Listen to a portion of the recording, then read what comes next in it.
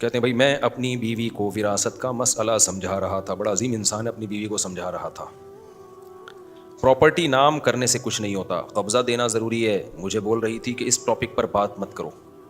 میں نے اس کو بولا کہ میں آپ کو شریعت کا مسئلہ سمجھا رہا ہوں. اس نے مجھے غصے میں بولا بھاڑ میں جائے سب.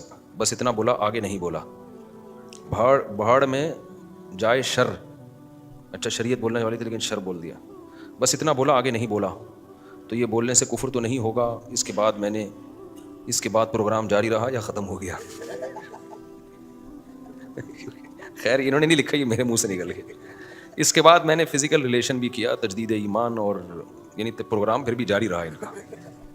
تجدید ایمان اور تجدید نکاح کے بغیر. تجدید ایمان کی ضرورت تھی یا نہیں تھی؟ کر لیں تو کیا جا رہا ہے تجدید ایمان تجدید نکاح میں؟ عورت توبہ کر لے, اب میں اللہ سے معافی مانگتی ہوں, اللہ میں نے غلط الفاظ کہے, اگرچہ پورا جملہ نہیں کہا لیکن توبہ کرنے میں کیا جا رہا ہے بھائی؟ بری بات تو ہے نا ایسے بولنا. تو توبہ بھی کر لے اور احتیاطاً نکاح میں تجدید کر لیں, کیا جا رہا ہے؟ کوئی مشکل کام تھوڑی ہے. نہیں نکاح تو نہیں ٹوٹا لیکن احتیاطاً کر لے میں کیا جا رہا ہے؟ تو وجہ اس کی ہے کہ پورا جملہ نہیں بولا نا اس نے, لیکن بہرحال یہ خطرناک بات ہے نا. تو شریعت کے ساتھ آدھا بھی جملہ کیوں بول دیا آپ نے؟ تو احتیاطاً تجدید کر لیں, اس میں کوئی مسئلہ نہیں ہے. شوہر اپنی بیوی کو کہہ دے کہ تم مجھے اجازت دے دو کہ میں تمہارا اپنے آپ سے نکاح اتنے مہر میں کرا دوں. بیوی اجازت دے دے اپنے شوہر کو. پھر شوہر دو بندوں کے سامنے جا کے کہہ دے بھائی تم لوگ گواہ رہو, اتنے مہر میں نے اپنی سابقہ بیوی سے دوبارہ نکاح کر لیا ہے. بس اتنا کو جا کے خود بخود نکاح. سمجھتے ہو؟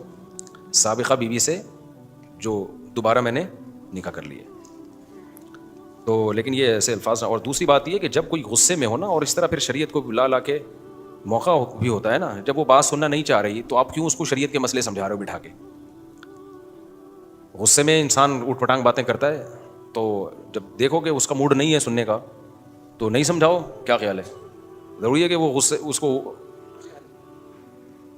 جب وہ غصے میں بیٹھی ہوئی ہے وہ بات ہونی چاہیے, آپ اس کو پوری شریعت کے پورے مسائل اس کو بہشتی زیور لے کے بیٹھ جاؤ اے ٹو زیڈ مسائل سکھانے کے لیے. تو عورت نے بھی غلط کیا اور شوہر نے بھی غلط کیا کہ ایسے مسئلہ جو علم سیکھنا چاہ رہا ہو اس کو سکھایا جائے گا, جو نہیں چاہتا تو اس کو ٹھوکنا یہ ٹھیک نہیں ہے.